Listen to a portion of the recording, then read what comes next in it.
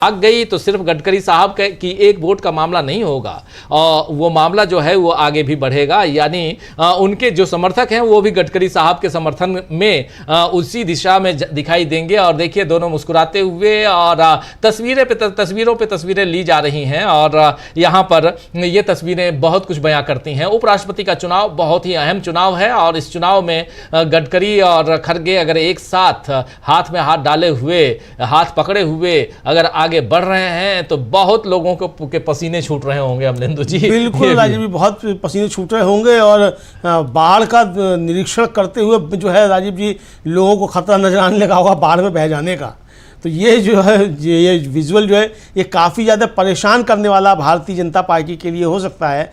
और जिससे सौहार्दपूर्ण वातावरण में नितिन गडकरी और खड़गे जी की बातचीत हो रही है राजीव जी, ये साफ तौर पर हो सकता है कि अंतरात्मा जगाने का प्रयास जो है वो हो, खड़गे जी अंतरात्मा जगाने का प्रयास कर रहे हो सकता है उसमें उनको कामयाबी भी जो है मिल जाए। अब मिलेगी नहीं मिलेगी हम इस पर कोई टिप्पणी नहीं कर सकते, लेकिन ये एक प्रयास के तौर पर निश्चित तौर पर देखा जा सकता है कि ये प्रयास शायद है लोगों की अंतरात्मा जगाने का। अब देखना ये कि कितने लोगों की अंतरात्मा सही सलामत है, ये मालूम पड़ेगा राजीव जी शाम को 6 बजे के बाद कि कितने लोगों की अंतरात्मा सही सलामत है। बिल्कुल बिल्कुल बिल्कुल। तो दोस्तों आप देख रहे हैं कि एक बहुत बड़ा यहां खेल हो सकता है। उपराष्ट्रपति चुनाव में बड़ा खेल हो गया है कह सकता हूं मैं, क्योंकि यहां जीत हार की बात नहीं है। बात यह है कि अगर विपक्ष का कैंडिडेट जीत गया तो अपने आप में मिराकल है, लेकिन अगर विपक्ष का कैंडिडेट हारा भी और कम अंतर से हारा तो यह भी बहुत बड़ी चुनौती होगी सत्ता पक्ष के लिए। और ऐसे में आज की तारीख में मल्लिकार्जुन खड़गे और नितिन गडकरी का साथ आना, हाथ में हाथ डालकर, हाथ पकड़े हुए वोट डालने आना, यह बहुत कुछ कहता है। और यहां से क्या यहां गडकरी साहब खेल कर चुके हैं, और उधर दूसरी तरफ आप देख रहे हैं कि रेवंत रेड्डी जो तेलंगाना के मुख्यमंत्री हैं, सीएम हैं तेलंगाना के कांग्रेस पार्टी के, वो लगातार यहां डेरा डाले हुए हैं दिल्ली में, और टीडीपी के नेताओं से, सांसदों से संपर्क में हैं। और टीडीपी के यानी तेलुगु देशम पार्टी के सांसद उनके संपर्क में इसलिए हैं क्योंकि खुद वो टीडीपी में थे, पहले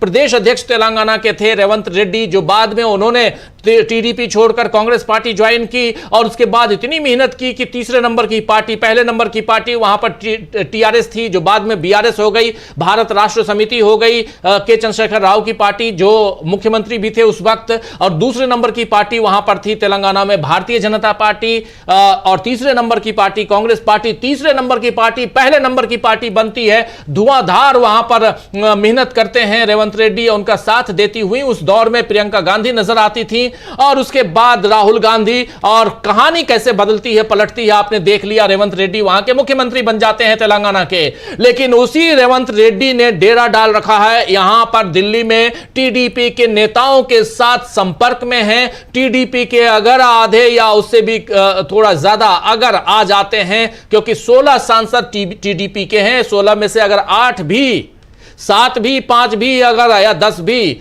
अगर क्रॉस वोटिंग कर देते हैं तो किस्सा दूसरी तरफ जाते हुए देखेंगे। और ऐसे ही कहा जा रहा है कि जेडीयू के भी कुछ सांसद संपर्क में हैं। आप याद कीजिए जेडीयू का एक सांसद जो संसद भवन में अपनी पार्टी के खिलाफ अपनी बयान दिए थे, वो उनका नाम मैं भूल रहा हूं, जेडीयू के ही सांसद थे। तो अंतरात्मा की आवाज, एसआईआर, गिरधारी यादव जी, गिरधारी यादव जेडीयू के सांसद, और दूसरे सांसद राजीव प्रताप रूढ़ी, वो भी नाराज दिखाई दे रहे हैं आजकल। राजीव प्रताप रूढ़ी साहब भी नाराज हैं, और निशिकांत दुबे के लिए तो उन्होंने भयानक बातें कह दी कि वो बकवास करता है, इस ढंग से भी उन्होंने कहा। तो इसलिए रूढ़ी साहब नाराज हैं। इधर जेडीयू के और भी सांसद, रूढ़ी साहब तो बीजेपी के हैं, तो बीजेपी में भी अंतरात्मा की आवाज जाग सकती है, यहां जेडीयू में भी अंतरात्मा की आवाज जाग सकती है, अंतरात्मा की आवाज उधर टीडीपी में जाग सकती है। हालांकि बीआरएस और फिर बीजेडी यानी बीजू जनता दल, बीजू पटनायक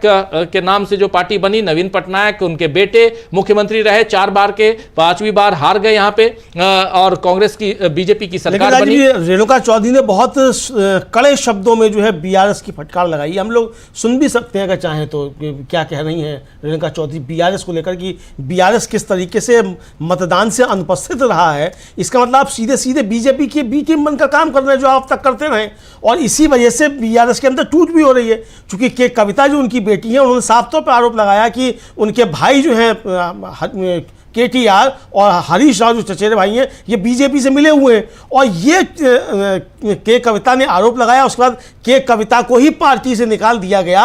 और इस उपराष्ट्रपति के चुनाव में जब महत्वपूर्ण हो जाते हैं उनके 8 वोट BRS के, और आप जो है इस चुनाव से अनुपस्थित रहने का फैसला करते हैं, यानी कि आप भारतीय जनता पार्टी की आप जो है पिछले दरवाजे से अभी भी मदद कर रहे हैं, सत्ता से बाहर जाने के बावजूद आपको यह समझ में नहीं आ रहा है। तो ये काफ़ी ज़्यादा राजीव जी BRS के लिए दिक्कतें खड़ी हो सकती हैं। बिल्कुल बिल्कुल बिल्कुल, आप सही कह रहे हैं। BRS के लिए दिक्कतें काफी खड़ी हो सकती हैं, काफी ज्यादा खड़ी हो सकती हैं BRS के लिए दिक्कतें। लेकिन यहां पर BRS ने यहां वोट देने से मना कर दिया है, बीजू जनता दल ने वोट देने से मना कर दिया है, शिरोमणि अकाली दल ने वोट देने से मना कर दिया है। और ऐसे में एक अलग तस्वीर यहां नजर आ रही है। 386 वोटों की दरकार है जीतने के लिए, जो पहले 394 की दरकार होती थी, अब 386 की है, क्योंकि कुछ दल 3 दल 12 सांसद अलग हो गए वोट डालने से। लेकिन चंद्रशेखर आजाद और उनके अलावा हनुमान बेनीवाल, उनके अलावा असदुद्दीन ओवैसी,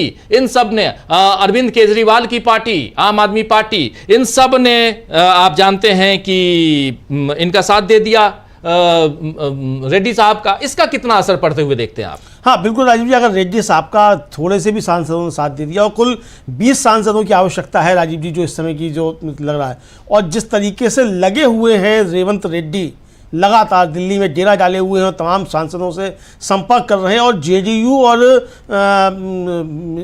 TDP के अंदर राजीव जी वो सेंध लगाने की जो कोशिश कर रहे हैं, तो ये काफ़ी ज़्यादा महत्वपूर्ण है। और JDU के विषय में तो ये कहा जा रहा है कि नीतीश कुमार जो है वो खुद अपने सांसदों को एक तरह से पीछे से हवा दे रहे हैं कि अंतरात्मा अपनी जगह हो चुकी। नीतीश जी की अंतरात्मा तो जागती नहीं है, तो जब नीतीश जी की अंतरात्मा जागती है थोड़े बहुत दिनों के लिए, तो वो बीजेपी के साथ छोड़कर चले जाते हैं, नाखून और बाल अपने मोदी जी को भिजवाने लगते हैं। लेकिन फिर उनकी अंतरात्मा जब सो जाती है तो बीजेपी के साथ चले जाते हैं। लेकिन अब नीतीश जी को लग रहा है कि उनकी अंतरात्मा जो है जागे ना जागे, लेकिन उनके सांसदों की अंतरात्मा जाग जाए, ताकि मोदी जी को थोड़ा सा सबक सिखाया जा सके। तो हो सकता है कि नीतीश कुमार जो अपने सांसदों से कह रहे हो कि अपनी अंतरात्मा जगाओ राजीव जी, तो ये अंतरात्मा जो है ये काफ़ी कुछ कमाल आज कर सकती है। जी जी जी जी, बिल्कुल बिल्कुल बिल्कुल, आप सही कह रहे हैं। यहां पर अंतरात्मा जाग जाए तो बहुत कुछ हो सकता है, लेकिन ये तस्वीरें बहुत कुछ बयां कर रही हैं जो सामने आ रही हैं हम दोनों के बीच। और जिसकी जो फोटो, और नरेंद्र मोदी सबसे पहले वोट डालने आए, वोट डालकर वो चले गए, बाढ़ग्रस्त एरिया में गए हैं। चलिए, कम से कम अब ध्यान आया कि बाढ़ आई हुई है इस देश के कुछ उत्तर का जो हिस्सा है, जिसमें पंजाब भयंकर बाढ़ है वहां पे, और भूस्खलन यानी लैंडस्लाइड की बातें जो हैं वो हमने देख ली उत्तराखंड में भी और हिमाचल प्रदेश में भी। हिमाचल प्रदेश और पंजाब का आज दौरा करने के लिए निकल गए, ऊपर से हवाई सर्वे करने के लिए निकले हैं नरेंद्र मोदी। लेकिन इधर जो हो रहा है, हवाई बनाई जा रही है, यहां कहानियां कुछ और हो सकती हैं। और ऐसे में नितिन गडकरी और मल्लिकार्जुन खड़गे का साथ साथ आना बहुत कुछ बयां करता है, बहुत कुछ यहां पे जो है अंतरात्मा की आवाज को जागते हुए हम लोग देख सकते हैं आने वाले समय में। क्योंकि कुछ तस्वीरें ऐसी होती हैं अमनिंदु जी, जहां कुछ बताने की जरूरत नहीं होती है, जहां पर साफ साफ आप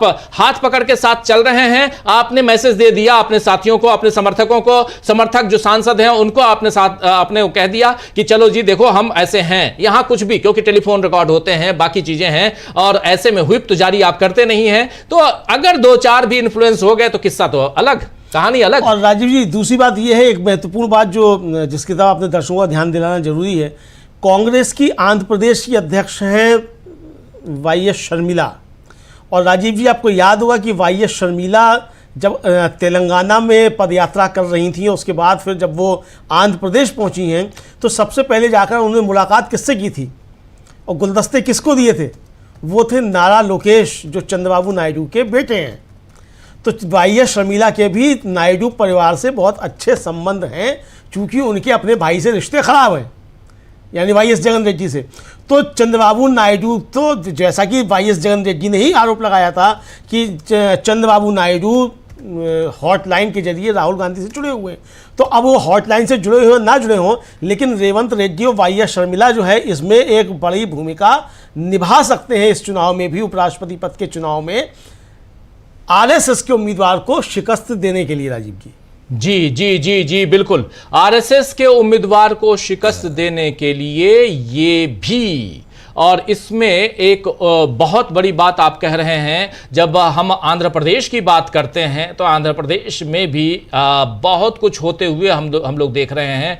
टीडीपी में भी सब एक साथ नजर नहीं आ रहे हैं। ऐसे में आने वाला जो चुनाव का रिजल्ट है वो बहुत कुछ इन सब चीजों के प्रभाव से गुजरता हुआ नजर आएगा। अमलेंदु जी, बहुत कुछ यहां प्रभावित होते हुए हम देखेंगे।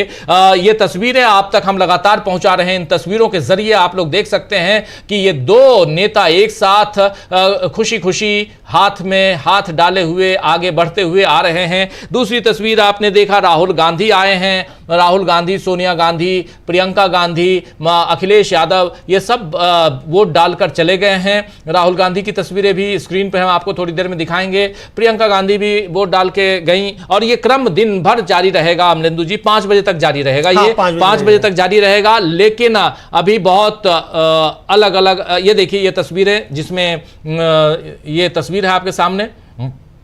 राहुल गांधी अंदर गए टी शर्ट और ट्राउजर में, और सोनिया गांधी हैं, खड़गे साहब खड़े हैं और सैयद नासिर हुसैन हैं। ये तीनों खड़गे साहब के साथ साथ नासिर हुसैन रहते हैं और उनके पीए की तरह भी काम करते हैं वो, और सांसद हैं। इसलिए यहाँ नासिर खड़गे जी, इस पे राजीव जी याद आ गया वो जो पहले कांग्रेस में हुआ करते थे ट्रिलियन के जीरो गिनने वाले गौरव वल्लभ। उन्होंने शायद इन्हीं के लिए कहा था कि एक साहब जो है वो, चूँकि उन्हें ये मालूम था कि दिल्ली में अच्छा मटन कहाँ मिलता है, तो वो खड़गे साहब को लाकर खिलाते थे, तो उसकी कृपा से दूसरी बार राज्यसभा चले गए। और वो बेचारे ट्रिलियन के जीरो गिनते गिनते ही रह गए और बीजेपी ने भी उनको कहीं नहीं भेजा। तो शायद इन्हीं के लिए कहा था उन्होंने, नाम तो नहीं लिया था लेकिन इशारा शायद उनका इन्हीं की तरफ था। हालांकि ये एनएसयूआई से आए हुए हैं राजीव जी, और संघर्ष की राजनीति करके सैयद नासिर हुसैन आए हैं। अगर कोई संघर्ष की राजनीति करके और छात्र राजनीति से करके आगे आता है तो ये नहीं है कि वो किसी की चमचागिरी करके ही आगे आता है। तमाम लोग हमने देखे जो छात्र राजनीति से आए और आकर उन्होंने अपना स्थान बनाया इस देश के अंदर। हम लोगों ने ऐसे तमाम लोगों को देखा है। हमने चंद्रशेखर जी को देखा, हमने मोहन सिंह को देखा, राजीव जी, ये तमाम लोग जो थे वो छात्र राजनीति से ही निकल कर आए और आगे बढ़े। नारायण दत्त तिवारी, हेमंत नंदन बहुगुणा, ये तमाम लोग जो थे वो छात्र राजनीति से ही आगे निकल कर आए और उन्होंने अपनी देश की राजनीति में अपना एक स्थान बनाया। जी बिल्कुल बिल्कुल, छात्र राजनीति से निकल के आए हुए। आप देखिए, राहुल गांधी छात्र राजनीति में नहीं रहे लेकिन यूथ कांग्रेस के अध्यक्ष रहे वो। सबसे पहले शुरुआत में उनको ये जिम्मेदारी यूथ कांग्रेस की दी गई थी जब राहुल गांधी ने कमान संभाली थी। जब पहली बार वो आए थे सत्ता पे, सांसद बने थे, आप याद कीजिए। उसके बाद तो यूथ की राजनीति, युवाओं की राजनीति, छात्रों की राजनीति से जो लोग निकल के आते हैं बहुत मजे हुए होते हैं, बहुत मजबूती के साथ वो राजनीति करते हुए नजर आते हैं। इसमें हम लोगों ने कई नेताओं को देखा है। और सैयद नासिर हुसैन की बात हो रही है जो बिल्कुल मल्लिकार्जुन खड़गे से अभी ढके हुए हैं। अभी ये सफ़ेद कुर्ता में दिखाई दे रहे हैं और मल्लिकार्जुन खड़गे हैं, यहाँ सोनिया गांधी हैं, राहुल गांधी जो आए हैं। तो ये एक अलग तस्वीरें दूसरी भी आ रही हैं जिसमें मल्लिकार्जुन खड़गे और दूसरी तरफ हमने देखा कि नितिन गडकरी दोनों हाथ में हाथ डाले हुए वोट डालने के लिए पहुंचे। तस्वीर भी आ रही है। तो अलग अलग तस्वीरें बहुत कुछ बयां कर रही हैं और इन तस्वीरों से बहुत कुछ हम समझ सकते हैं कि आखिर इस देश के उपराष्ट्रपति चुनाव में हो क्या रहा है। कुल 782 वोट्स हैं जिसमें से 12 वोट हट गए हैं। 12 वोटर्स इसलिए हट गए क्योंकि 3 पार्टियों ने अलग अलग ढंग से कह दिया कि हम आप इस वोट में हिस्सा नहीं लेंगे, जिसमें से एक उड़ीसा की पार्टी जो बीजेडी है, बीजू जनता दल, दूसरी पार्टी जो है वो है तेलंगाना की पार्टी बीआरएस जो भारत राष्ट्र समिति है, और तीसरी पार्टी पंजाब की शिरोमणि अकाली दल। इन तीनों पार्टियों के कुल मिलाकर 12 सांसद होते हैं जो 782 में से माइनस कर देंगे तो 770 सांसद होते हैं। और इस प्रकार अब जीतने के लिए जो 2/3 बहुमत जो चाहिए वो चाहिए यहाँ पे 386 और 386 वोट जिनके खाते में कहा जा रहा है कि अब 12 तो उधर से हट भी जाएंगे, तब भी यहाँ पर फायदा हो सकता है एनडीए के कैंडिडेट को। लेकिन फिर भी ये चूंकि व्हिप वाला मामला नहीं है। आप याद कीजिए कि लोकसभा में एक बिल पास करवाने में क्या स्थिति हो गई थी, याद है आपको? बिल्कुल बिल्कुल राजीव जी, वो वन नेशन वन इलेक्शन पे था और उसमें 20 सांसद जो थे वो गायब हो गए थे एनडीए के, राजीव जी, और जबकि उसमें व्हिप था और लोकसभा से ही 20 गायब हो गए थे। यहाँ तो अगर राज्यसभा और लोकसभा मिलाकर भी 20 गायब हो जाते हैं या उनकी अंतरात्मा जाग जाती है तो खेल खराब हो जाएगा भारतीय जनता पार्टी का, राजीव जी। क्योंकि बहुत मार्जिन की लड़ाई इस समय है और इसीलिए अखिलेश यादव बहुत एक तरीके से कहा जाए कि आत्मविश्वास के साथ पूछ रहे हैं कि भाई आपको कैसे मालूम कि हमारे पास नंबर नहीं है। हाँ हाँ, तो ये बहुत महत्वपूर्ण है। मतलब जो अच्छा इंडिया गठबंधन का कोई भी नेता, राजीव जी, वो लगातार आत्मविश्वास से बात कर रहा है कि हम जीतेंगे और खुद बी सुदर्शन रेड्डी जो है वो बहुत आत्मविश्वास के साथ कह रहे हैं कि मैं बिल्कुल जीतूंगा और चूंकि ये लड़ाई जो है वो पार्टी की नहीं है और मैं किसी पार्टी का नहीं तो इसलिए मैं जीतूंगा। तो ये काफ़ी ज़्यादा एक तरीके से देखा जाए राजीव जी भारतीय जनता पार्टी के लिए परेशानी वाला चुनाव होने जा रहा है। बिल्कुल बिल्कुल बिल्कुल बिल्कुल बिल्कुल, ये बहुत महत्वपूर्ण है जो साफ साफ इधर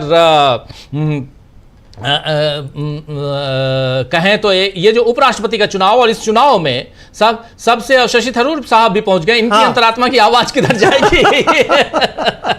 शशि थरूर सबसे ज्यादा कहा जाए तो कंट्रोवर्शियल मैन, अगर कोई कंट्रोवर्शियल सांसद कोई है तो शशि थरूर है और इनको लेके कहीं भी भरोसा नहीं होगा। नहीं राजीव, लेकिन इनकी अंतरात्मा जो है वो सीपी राधाकृष्णन की तरफ नहीं जाएगी क्योंकि ये तो खुद समझ रहे थे खुद को कि ये बनेंगे धनखड़ साहब की जगह स्थान लेंगे, तो इसलिए अब इनकी अंतरात्मा जो है उधर नहीं जाएगी।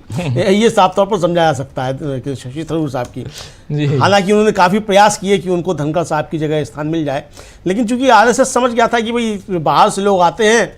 अब बताइए धनखड़ साहब राजीव जी ज़िंदगी में एक बार तो रहे विधायक, वो भी कांग्रेस के, और ज़िंदगी में एक ही बार रहे सांसद, वो भी रहे जनता दल के, और आकर राज्यपाल भी बन जाते हैं भारतीय जनता पार्टी में और आकर उपराष्ट्रपति भी बन जाते हैं और फिर बताते हैं कि वो आरएसएस के एकलव्य हैं। अरे भाई जो आरएसएस के एकलव्य छोड़ो, जो आरएसएस के अर्जुन और द्रोण थे वो सब टापते रह गए और आरएसएस का एकलव्य जो है यहाँ सब कुछ ले गया लूट करके।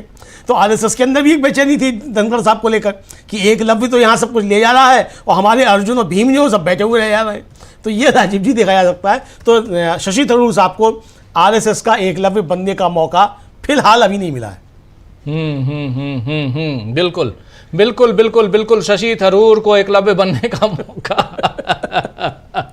देखिए अब अंगूठा कटाकर शहीद होते हैं या यहां पर अपनी पार्टी का साथ देते हैं, ये बहुत इंपॉर्टेंट है। यहां पर अपनी पार्टी का साथ देते हुए नजर आएंगे शशि थरूर, या यहां अंगूठा कटाकर शहीद हो जाएंगे, यानी इधर से नहीं उधर चले जाएंगे, ये देखा जाएगा। लेकिन इस बीच सबसे बड़ी आज की सबसे बड़ी तस्वीर है मल्लिकार्जुन खड़गे और फिर यहां मल्लिकार्जुन खड़गे के साथ नितिन गडकरी, दोनों साथ साथ है। आप देख लीजिए दोनों साथ साथ, ये एक तस्वीर बहुत बड़ी तस्वीर है। मल्लिकार्जुन खड़गे के साथ आए नितिन गडकरी, कह सकते हैं हम लेंदु जी? हाँ बिल्कुल आ सकते हैं राजीव जी। मगर हम लोग अगर इस तरीके से चलानी हो गोदी मीडिया की तरीके से ब्रेकिंग तो हम ये चला सकते हैं। बहुत बड़ी खबर इस समय की बड़ी खबर, मल्लिकार्जुन खड़गे के साथ आए नितिन गडकरी।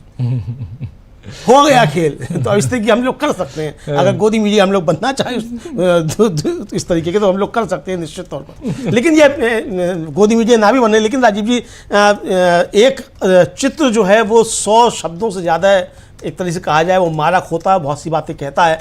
तो नितिन गडकरी और मल्लिकार्जुन खड़गे का ये जो 30 सेकंड का विजुअल है राजीव जी, ये इस देश के अंदर क्या चल रहा है इसकी तरफ एक इशारा करता हुआ दिखाई पड़ता है।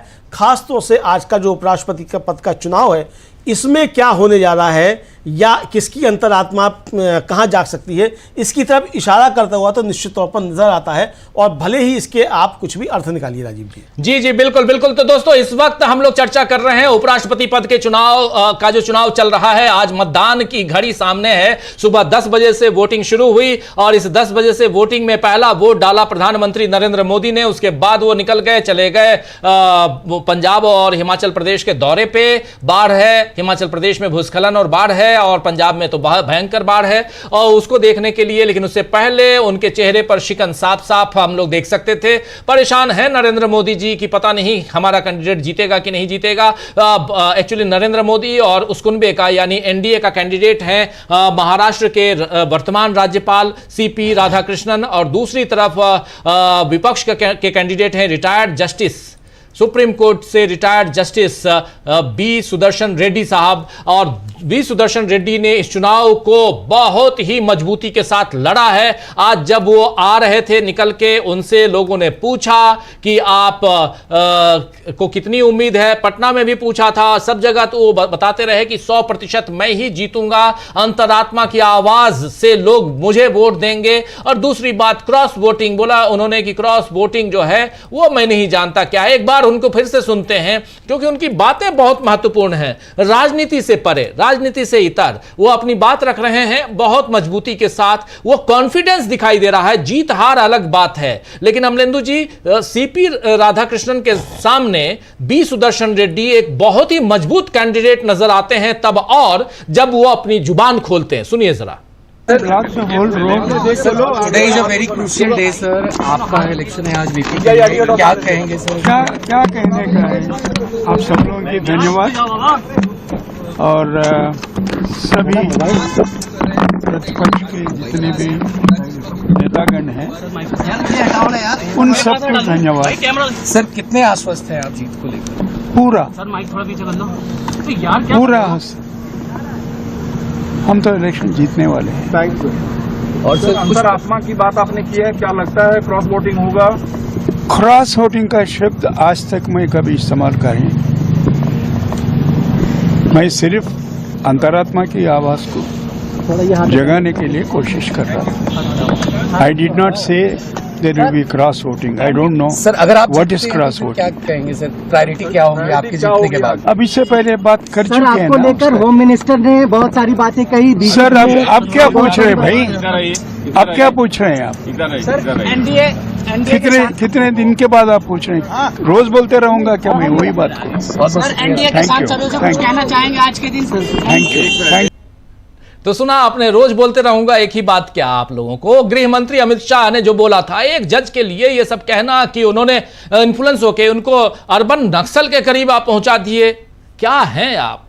किस ढंग की राजनीति अमित शाह जी या नरेंद्र मोदी जी करते हैं, या इस देश के जो नई जनरेशन है इस देश की, उसको किस दिशा में ले जा रहे हैं? लोगों को इस तरह की राजनीति से घृणा आने लगेगी, घृणा हो जाएगी। इसीलिए ऐसी राजनीति नहीं होनी चाहिए। कैंडिडेट है और रिटायर्ड जज है, रिटायर्ड जस्टिस सुप्रीम कोर्ट के, फैसले अपने अपने होते हैं। फैसले अंतरात्मा की आवाज़ सुन के नहीं होते हैं। फैसले जो हैं वो भले कह रहे हो चंद्रचूड़ साहब, भले कह रहे हो बाकी जो जस्टिस हैं वो कहे हों कि मैंने अपनी अंतरात्मा की आवाज़ सुनी। फैसले कानून और साक्ष्यों गवाहों के और सबसे बड़ी बात कि संविधान को देखकर, उसके नियमों कायदों को देखकर फैसले सुनाए जाते हैं।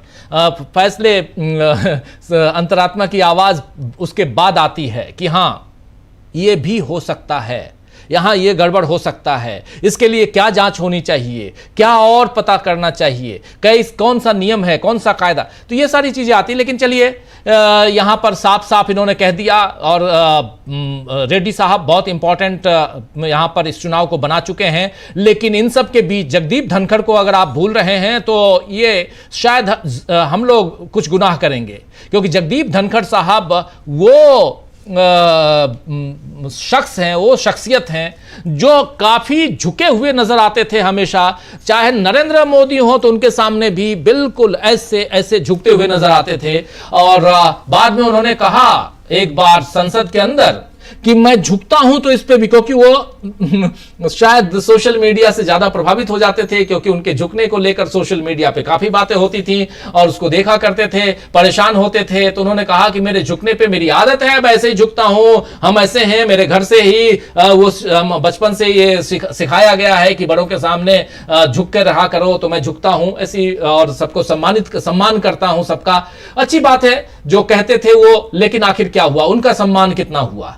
क्या बचा? जो बोओगे वो काटोगे, ये तय है। आपने कहते हैं ना कि बोया पेड़ बबूल का, फल कहां से होए? आप वहां आम पाने की कोशिश करेंगे, बबूल में कांटे होते हैं। आप बबूल के पेड़ में अगर फल की चिंता करेंगे कि वहां आम लीची, कटहल, सेब, अनार ऐसा कुछ मिल जाए तो नहीं मिलेगा। धनखड़ साहब ने भी तो पेड़ तो बबूल का बोया था, यानी धनखड़ साहब कुछ ज्यादा झुक गए थे। धनखड़ साहब सत्ता पक्ष को यह दिखाने के लिए कि देखो अगला कैंडिडेट राष्ट्रपति का मुझे तुम बना सकते हो, ये तक बताने, ये चर्चाएं चलती थी दोस्तों, इसलिए मैं आप तक रख रहा हूं कि उनका अगला निशाना जो था, अगला एम जो था वो राष्ट्रपति पद का था। क्या रहे? बड़े बेआबरू होकर तेरे कूचे से हम निकले, ना इधर के रहे ना उधर के रहे, आज कहां हैं किधर हैं नहीं है खबर। इसीलिए जरूरी है कि अब जो चुनाव हो रहा है एक मजबूत कैंडिडेट जीत के आए, जिसको फोन कर कहा जाए कि चलो इस्तीफा दे दो तो वो इस्तीफा न दे। वो ऐसा कैंडिडेट होना चाहिए, खासकर राष्ट्रपति और उपराष्ट्रपति का पद जो संवैधानिक पद है, इसमें ऐसे कैंडिडेट की दरकार है, जरूरत है, ऐसा कैंडिडेट होना चाहिए। लेकिन क्या आज सीपी राधाकृष्णन अगर जीतते हैं तो वो ऐसे कैंडिडेट होंगे? सोचिएगा जरा, मैं उस पर पर्सनल कमेंट उन पे नहीं करूंगा, लेकिन सोचिएगा, ये आपके ऊपर है। और अगर रेड्डी साहब, retired justice B Sudarshan Reddy जीत के आते हैं तो उनसे कोई इस्तीफा मांग सकता है क्या कि चलो जी हो गया बहुत, इस्तीफा दे दो? नहीं, यह संभव नहीं है। देश की सियासत एक अलग दिशा में मोड़ ले चुकी है, यह समझ लीजिए। बहुत कुछ परिवर्तन होने जा रहा है, यह तय मानिए। कल सुप्रीम कोर्ट में एसआईआर के ऊपर विपक्ष की जो जीत हुई है, बहुत बड़ी जीत हुई है। विपक्ष 12वें दस्तावेज के रूप में आधार कार्ड को शामिल करवाने में वहां सफल हो गया है सुप्रीम कोर्ट में, यह भी बहुत बड़ी जीत है। तो एक यहां भले मीडिया दिखाए ना दिखाए, नरेंद्र मोदी उनका कुनबा धीरे धीरे ही सही, सिंकिंग जैसे कहते हैं ना कि सिंकिंग शिप की तरह, जो एक जहाज जो धीरे धीरे धीरे धीरे वो उसमें छेद है और डूब रहा है, उस तरफ दिखाई दे रहा है। भले हो सकता है आप लोगों को मेरी बात अभी अतिशयोक्ति लगे, आप लोगों को मेरी बात थोड़ा सा लगे कि अरे अभी ये बढ़ा चढ़ा के कह रहा है, लेकिन इसकी शुरुआत हो चुकी है दोस्तों, हो चुकी है इसकी शुरुआत।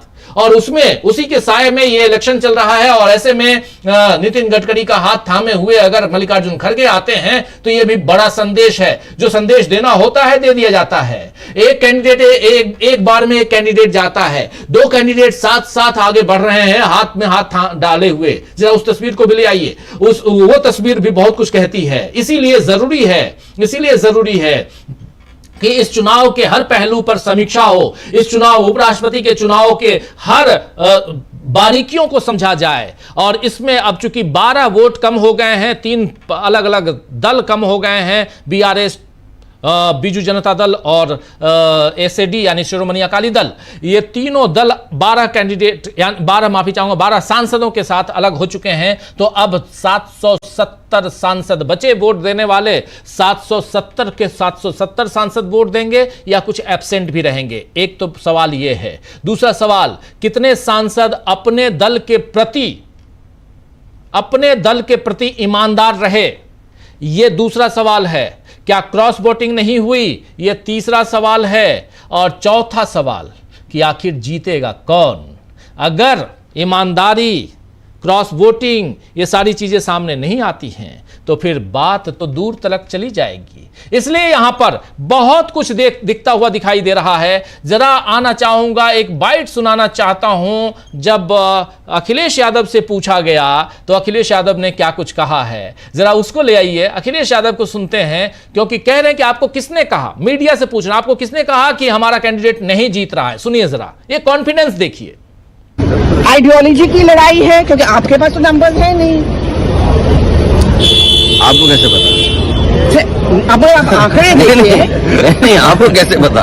अगर आप आंकड़े देखें ना। नहीं, आंकड़े तो ठीक है, लेकिन ये वोट तो अंतर आत्मा के उस पर पड़ता है। और दूसरा, पूरा देश ही जानता है कि भारतीय जनता पार्टी इस्तेमाली पार्टी है। पहले इस्तेमाल करो फिर बर्बाद करो, पहले इस्तेमाल करो फिर बर्बाद करो। भाई हमारे वाइस प्रेसिडेंट जो खोए हुए हैं उनके साथ भी यही हुआ। अखिलेश जी, उनके पहले कई सहयोगी थे, उन्होंने आज बहिष्कार कर दिया, जैसे अकाली दल हो गया, बीजेडी हो गया, इसको लेकर क्या? अभी भी जीत का नंबर हम लोगों के पक्ष में ही आएगा।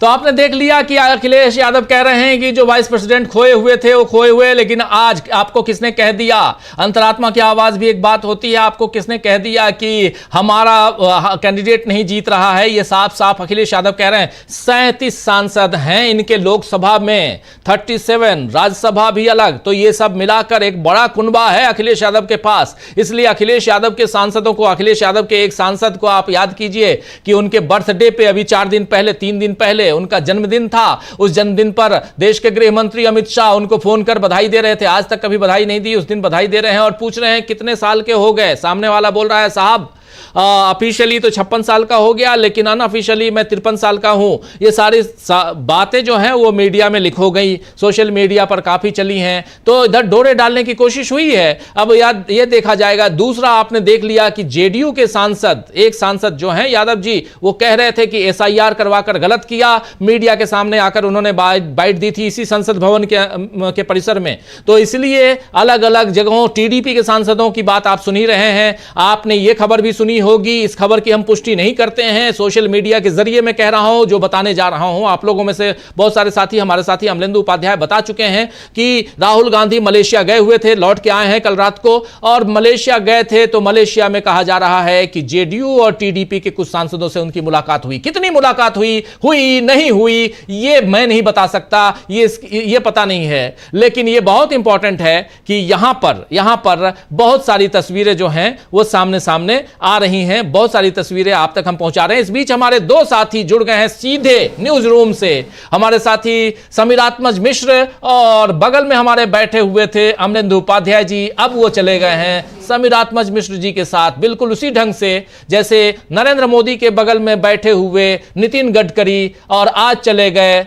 उधर खरगे साहब के साथ। तो हमारे नितिन गडकरी साहब जो हैं चले गए हैं, इधर खरगे साहब के रूप में खड़े हैं हमारे समीरात्मज मिश्र जी के साथ। तो अब मेरा साथ छोड़कर पहुंच गए अमलेंदु जी समीरात्मज मिश्र के साथ। और समीर जी क्या खेल करने जा रहे हैं, जरा उन्हीं से पूछते हैं कि समीर जी अंदर खाने बात क्या चल रही है गडकरी और खरगे साहब के बीच, और क्या खेल करने जा रहे हैं आप, जरा वो बताइए। यहीं से कमान आप संभालिए, मुझे थोड़ी सी छुट्टी दे दीजिए, एक ब्रेक दे दीजिए, चाय पी लेता हूँ। धन्यवाद राजीव जी। अमलेंदु जी भले हमारे साथ आ गए हैं। अब मल्लिकार्जुन खड़गे और नितिन गडकरी के बीच क्या खिचड़ी पक रही है ये वो जाने, या फिर परिणाम आएगा तो शायद कुछ अनुमान लगाया जा सके, क्योंकि गुप्त मतदान हो रहा है। लेकिन हम लोग यहाँ पर, चाहे अमलेंदु जी आपके साथ रहे, चाहे हमारे साथ आ गए, चाहे हम न्यूज़ रूम में हैं, चाहे हम बाहर से खबर दें, हम लोग सूचना दे रहे हैं, और सूचना वो जो वही दे रहे हैं वही देते हैं हमेशा, जो हम लोगों को जो चीज़ें दिखाई पड़ रही हैं, जिनकी हमें जानकारी है और पुख्ता जानकारी है। अब इस समय निश्चित तौर पर जो सदस्यों की संख्या है लोकसभा राज्यसभा में इंडिया गठबंधन के पास और एनडीए गठबंधन के पास, उनको देखते हुए ये बिल्कुल स्पष्ट है, पहले भी हम लोग बात कर चुके हैं कि ये कांटे की टक्कर है दोनों में।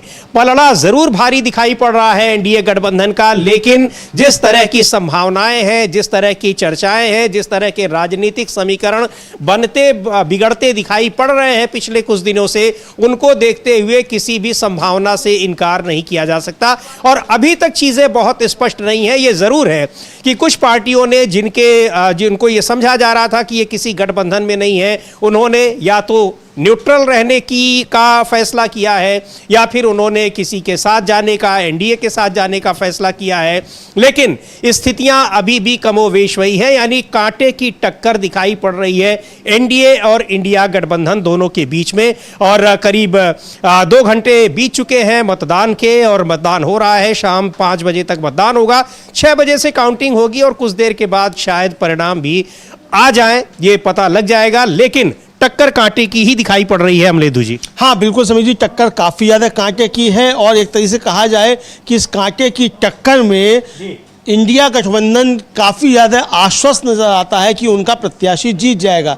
चूँकि अखिलेश यादव ने जिस तरीके से कहा, जिस तरीके से मल्लिकार्जुन खड़गे ने कहा, और जिस तरीके से इंडिया गठबंधन के और तमाम नेता कह रहे हैं, उससे साफ तौर पर लग रहा है कि मामला बहुत तगड़ा है, और शायद इंडिया गठबंधन सेंध लगाने की पूरी तैयारी कर चुका है और अपना इंतजाम पुख्ता कर चुका है, ये समझ में आ रहा है। तो हो सकता है समीर जी कि शाम को 6 बजे जब ये मतगणना शुरू हो उस समय कुछ और ही परिणाम देखने को मिलेंगे या नहीं मिलेंगे, हम कोई दावे के साथ नहीं कह सकते। सब कयास हैं जो चर्चाएं चल रही हैं उनको लेकर है।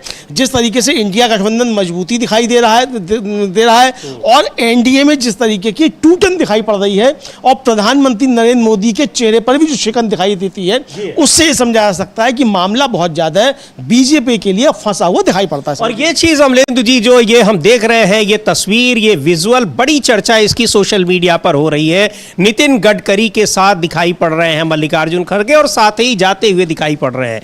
चर्चा हम लोगों ने अभी थोड़ी देर पहले भी की है इसकी, लेकिन काफी कुछ कहती है। और नितिन गडकरी वैसे भी बीजेपी के उन नेताओं में गिने जाते हैं, ये हम 2024 के चुनाव परिणाम के बाद की बात नहीं कर रहे हैं, बल्कि उसके पहले भी जो खुले तौर पर कुछ जो अपनी बात होती थी वो कह सकते थे, कहते रहे हैं, प्रधानमंत्री के खिलाफ हो चाहे वो किसी के भी खिलाफ हो। और उनका इस तरीके से मल्लिकार्जुन खड़गे के साथ जाना ये महज संयोग है या फिर इसको जो सोशल मीडिया पे बहुत सारी चर्चाएं हो रही हैं, कुछ उसमें भी कुछ दमखम दिखाई पड़ रहा है? नहीं, देखिए समीर जी, एक तो बात साफ तौर पर समझी जा सकती है कि ये सिर्फ साधारण मुलाकात नहीं है नितिन गडकरी और मल्लिकार्जुन खड़गे की।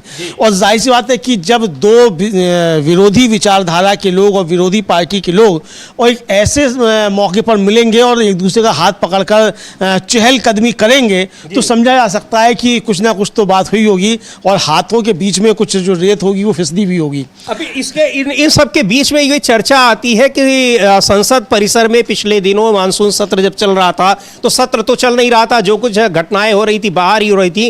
राजीव प्रताप रूडी और राहुल गांधी की मुलाकात की भी बड़ी चर्चा हो रही थी और उसके बाद उसका परिणाम कॉन्स्टिट्यूशन क्लब के चुनाव में दिखाई पड़ा है। तो समीर जी, आप इस विजुअल को भी उसी विजुअल से आप जोड़ सकते हैं जी।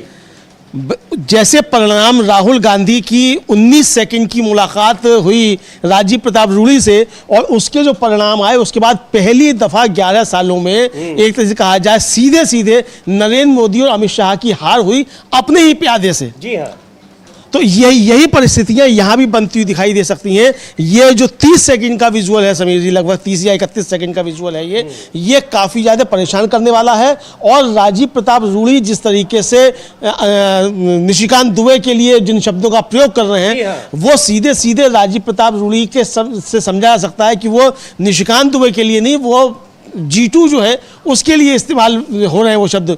तो यहाँ बिहार के सांसद भारतीय जनता पार्टी के भी एक बड़ी भूमिका निभा सकते हैं नरेंद्र मोदी और अमित शाह को शिकस्त देने में। तो ये देखना होगा कि ये किस तरीके से चीजें मोड़ लेती हैं। जी बिल्कुल, ये संभावनाएं और यही वजह है कि संख्या बल में थोड़ा कम होते हुए, कमजोर होते हुए भी इंडिया गठबंधन अपने उम्मीदवार की जीत का लगातार दावा कर रहा है, अभी भी कर रहा है जब मतदान हो रहा है। तो उसके पीछे निश्चित तौर पर कुछ न कुछ चीजें हैं, बहुत सारी बातें हैं, बहुत सारे घटनाक्रम हैं जो ये बता रहे हैं कि इस दावे के पीछे, इस मजबूती के पीछे आधार क्या है। एक बार सुनते हैं प्रमोद तिवारी को, कांग्रेस पार्टी के सांसद हैं, राज्यसभा में उपनेता हैं, वो क्या कह रहे हैं। सीधे तौर पर वो कह रहे हैं कि इंडिया गठबंधन के उम्मीदवार की जीत का हमें पूरा भरोसा है और उसके पीछे रीजन भी बता रहे हैं, कारण भी बता रहे हैं। और निश्चित तौर पर यह जो घटनाक्रम है, आपको एक बार फिर बता दें, कॉन्स्टिट्यूशनल क्लब के चुनाव में भारतीय जनता पार्टी के उम्मीदवार राजीव प्रताप रूडी थे। वो पार्टी के उम्मीदवार नहीं होते, वो क्लब है,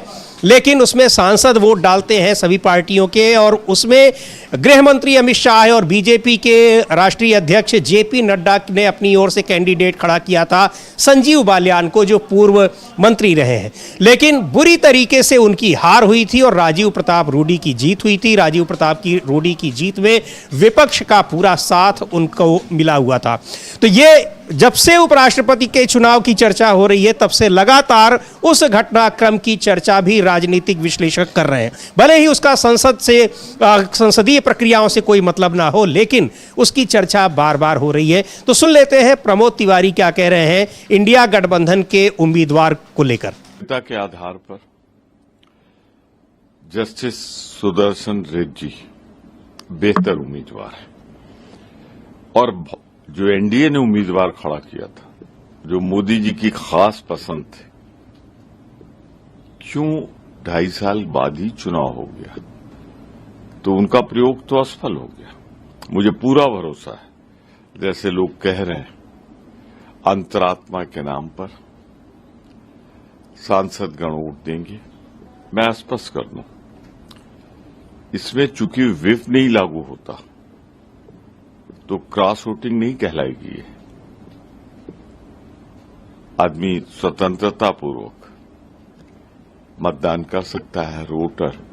तो मुझे पूरा भरोसा है देश के हित में एक योग्य चेयरमैन राज्यसभा को देने के लिए, संवैधानिक दायित्वों को निर्वाहित करने में जो बेहतर उम्मीदवार है, सुप्रीम कोर्ट का रिटायर्ड जज, चीफ जस्टिस आसाम, लोकायुक्त गोवा, तो दलों के बंधन इसमें लागू नहीं होते। तो योग्यता के आधार पर, अंतरात्मा के आधार पर देश की गौरवशाली परंपरा संसदीय को बनाए रखने के लिए।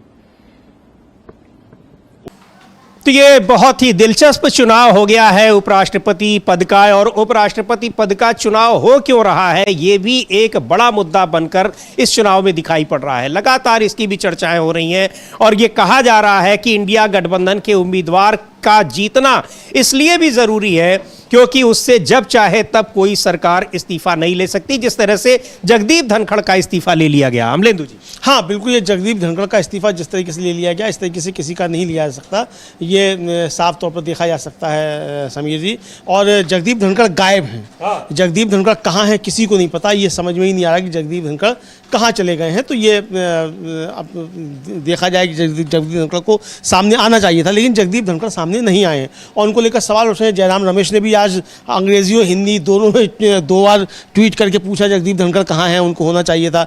सचिन पायलट पूछ रहे हैं और लोग तमाम पूछ रहे हैं। और सबसे बड़ी बात यह है कि ये चुनाव जो हो रहा है वो जगदीप धनखड़ के त्यागपत्र की वजह से ही हो रहा है और जगदीप धनखड़ सिरे से गायब है, तो ये साफ तौर पर समझा जा सकता है। तो ये चर्चा तो हो रही है जगदीप धनखड़ को लेकर समीर जी। जी बिल्कुल, और चर्चाएं हो रही हैं, लगातार ये दिलचस्प मुकाबला चल रहा है, मतदान जारी है उपराष्ट्रपति पद के लिए। लोकसभा और राज्यसभा दोनों ही सदनों के सभी सदस्य इस मतदान प्रक्रिया में हिस्सा लेते हैं, चाहे वो चुने हुए हों चाहे वो मनोनीत हों। दिलचस्प मुकाबला देखने को मिल रहा है क्योंकि जो मेंबर्स हैं यानी इंडिया गठबंधन के घटक दलों के सदस्यों की संख्या और एनडीए के घटक दलों के सदस्यों की संख्या, उनमें बहुत ज्यादा अंतर नहीं दिखाई पड़ रहा है जिस तरह से पिछले 2 चुनाव में दिखाई पड़ा था उपराष्ट्रपति पद के चुनाव में। इसलिए यह मुकाबला बड़ा दिलचस्प है और बहुत करीबी मुकाबला है। परिणाम क्या होते हैं देखने वाली बात है, लेकिन परिणाम केवल हार जीत का ही महत्वपूर्ण नहीं होगा। परिणाम इसलिए भी महत्वपूर्ण होगा कि जिस भी गठबंधन को उसके जो सदस्य संख्या जो बताई जा रही है, अगर उनसे कम या ज्यादा वोट पाते हैं तो यह भी बहुत बड़ा राजनीतिक संदेश देने वाला होगा, खासतौर पर अमलेंदु जी एनडीए के लिए। बिल्कुल समीर जी, एनडीए के लिए काफ़ी ज़्यादा ये संदेश देने वाला होगा। हालांकि आप देख सकते हैं कि पंजाब से 2 सांसदों ने बायकॉट का ऐलान किया है। उनमें एक तो अमृतपाल सिंह हैं, निर्दलीय हैं, दूसरे अकाली दल मान के सांसद हैं सरबजीत सिंह खालसा, दोनों। और समीर जी यहाँ देखने वाली बात यह है कि दोनों अलगाववादी समझे जाते हैं। सिमरनजीत सिंह मान तो खुले तौर पर अलगाववादी थे और काफ़ी ज़्यादा विवादों में रहे, पूर्व पुलिस अधिकारी भी थे वो, लेकिन उन्हीं की दल से जो है ये सरबजीत सिंह खालसा हैं जालंधर से ये। और अमृतपाल सिंह तो लेकर काफ़ी ज़्यादा विवादों में रहे, भिंडरवाला के समझे जाते हैं, बड़े उनके अनुयायी वो हैं। ये इन दोनों ने भारतीय जनता पार्टी की मदद करने के लिए चुनाव से बाइकआउट किया है, तो ये आप समझ सकते हैं। इसी तरीके से बीजू जनता दल और बीआरएस जो है ये बीजेपी के पुराने सहयोगी रहे हैं, प्रचंड सहयोगी, पर्दे के पीछे से करते रहे, दोनों ने बाइकआउट करने का किया है। अकाली दल जो था, शिरोमणि अकाली दल, वो भारतीय जनता पार्टी के साथ था, उसने भी अलग रहने का फैसला कर लिया है। तो इस तरीके से अब कुल मिलाकर देखा जाए तो 14 सांसद जो हैं, 12 और 2 14 सांसद जो हैं वो अनुपस्थित रहने का फैसला कर चुके हैं इस चुनाव से। जी बिल्कुल, यानी जो जीत हार का मुकाबला होगा वो संख्या अब घट जाएगी। 391 सीटों पर जो जीत होनी थी अब वो उसकी संख्या अब घट जाएगी, चूंकि जितने प्रेजेंट और वोटिंग जो होते हैं 385 रह जाएगी। अब 385 वो संख्या रह जाएगी, यानी जितने लोग मतदान में हिस्सा लेते हैं और उपस्थित होते हैं और मतदान करते हैं, उन लोगों के वोट से ये संख्या तय होती है, उसमें जीत हार तय होती है।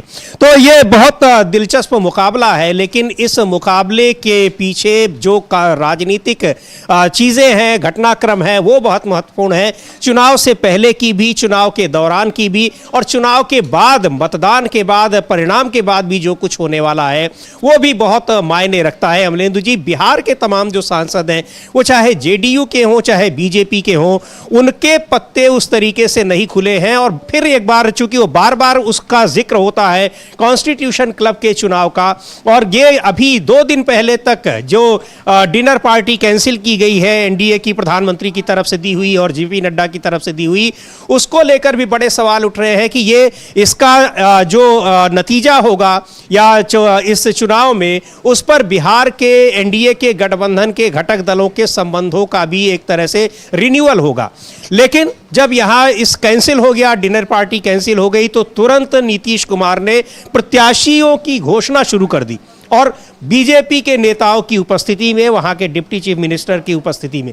तो बहुत सारी चीजें देखी जा रही हैं। इसीलिए तमाम राजनीतिक विश्लेषक जो बहुत करीब से देखते हैं इन सारे घटनाक्रम को, राजनीतिक घटनाओं को, वो लगातार ये आशंकाएं जता रहे थे कि एनडीए के घटक दलों को तो छोड़िए, बीजेपी के भीतर क्रॉस वोटिंग की संभावनाएं काफी ज्यादा दिखाई पड़ रही हैं। हाँ बिल्कुल समीर जी, बीजेपी में काफ़ी ज़्यादा क्रॉस वोटिंग की संभावनाएं हैं, और प्रधानमंत्री नरेंद्र मोदी इसीलिए काफ़ी ज़्यादा घबराए हुए भी समीर जी नजर आए। आप देखिए, हम लोगों ने कल भी चर्चा की थी कि प्रधानमंत्री को किस तरीके से पूरे दिन जो था वो बैठना पड़ा दरवाजे के पास, एकदम सबसे आखिरी सीट पर, कि कोई भी सांसद निकलकर भाग ना जाए। और प्रधानमंत्री को जाना था पंजाब और हरियाणा, हिमाचल की बाढ़ का सर्वेक्षण करने के लिए। प्रधानमंत्री तब तक नहीं गए जब तक कि उन्होंने इसका वोट नहीं डाल दिया, और इसका वोट डालने के बाद अब गए। तो कितने ज्यादा घबराए हुए हैं प्रधानमंत्री, ये इससे समझा जा सकता है। पूरी बीजेपी इस चुनाव में काफी ज्यादा घबराई हुई है। उसको लग रहा है कि प्रधानमंत्री नरेंद्र मोदी से जो लोग खुन्नस रखते हैं बीजेपी में, वो इस समय क्रॉस वोटिंग करके अंतरात्मा की आवाज पर जस्टिस बी सुदर्शन रेड्डी को अपना वोट दे सकते हैं, ये समझ में आ रहा है। जी बिल्कुल, ये समझ में आ रहा है, और इसको लेकर कि मुकाबला बहुत दिलचस्प है। और ये तस्वीर आज के दिन, ये सबसे बड़ी तस्वीर बताई जा रही है, काफी चर्चा इसकी सोशल मीडिया में हो रही है। वोट देने के लिए जब वहां पर तमाम सांसद जुटे, तो नितिन गडकरी, केंद्रीय मंत्री नितिन गडकरी और मल्लिकार्जुन खड़गे जो कांग्रेस पार्टी के राष्ट्रीय अध्यक्ष हैं, वो साथ साथ गए, हाथ पकड़े हुए, एक दूसरे का हाथ पकड़े हुए वोट डालने गए। और इस तस्वीर को लेकर तमाम चर्चाएं क्यों हो रही हैं, ये भी सोचने वाली बात है। और इस तस्वीर में उन सारे जो कयास होते हैं उनका जिक्र भी आ रहा है कि बीजेपी के भीतर क्या कुछ चल रहा है, आरएसएस और बीजेपी के भीतर क्या कुछ चल रहा है, और क्या इन सब चीजों का असर इस चुनाव पर, इस परिणाम पर भी पड़ेगा। और क्या जिस तरीके से जगदीप धनखड़ को उनके उपराष्ट्रपति पद से हटने के लिए मजबूर किया गया, इस्तीफा लिया गया, क्या वो घटनाक्रम भी इसमें, इस चुनाव में कोई अपनी भूमिका अदा कर रहा है। क्योंकि इंडिया गठबंधन के घटक दल लगातार इस बात का जिक्र कर रहे हैं कि क्यों, सवाल ये नहीं है कि उपराष्ट्रपति पद का चुनाव हो रहा है, सवाल ये है कि उपराष्ट्रपति पद का चुनाव हो किस लिए रहा है। हाँ बिल्कुल समीर जी, यही सवाल है, यही सवाल बार-बार पूछा जा रहा है कि भाई आखिर उपराष्ट्रपति पद का चुनाव हो किस लिए रहा है, और इस चुनाव में जो उपराष्ट्रपति थे जिनके इस्तीफे से हुआ, वो कहाँ हैं, ये सवाल लगातार पूछा जा रहा है। और जिस तरीके से मल्लिकार्जुन खड़गे ने समीर जी दावा किया है, वो अभी हम लोग सुन सकते हैं मल्लिकार्जुन खड़गे क्या कह रहे हैं। मल्लिकार्जुन खड़गे का कहना है कि हमारे पूरी उम्मीद है कि ये चुनाव हम जीतेंगे। जी, तो सुन लेते हैं क्या कह रहे हैं। और ये तस्वीर, और इस तस्वीर के बाद उनका जब बयान आता है कि ये चुनाव हम जीतेंगे, बहुत कुछ कहता है, क्या उसके मायने हैं, क्या चीजें हैं, चुनाव परिणाम के बाद फिर उसकी समीक्षा होगी। लेकिन इस तस्वीर की चर्चा जबरदस्त तरीके से आज इस मतदान के दौरान जो सबसे ज्यादा चर्चित तस्वीर है वो यही है, जिसमें मल्लिकार्जुन खड़गे और नितिन गडकरी दोनों एक साथ मतदान के लिए जा रहे हैं। सुनते हैं क्या कहा है मल्लिकार्जुन खड़गे ने चुनाव के परिणाम की संभावना पर। देखो, हमारे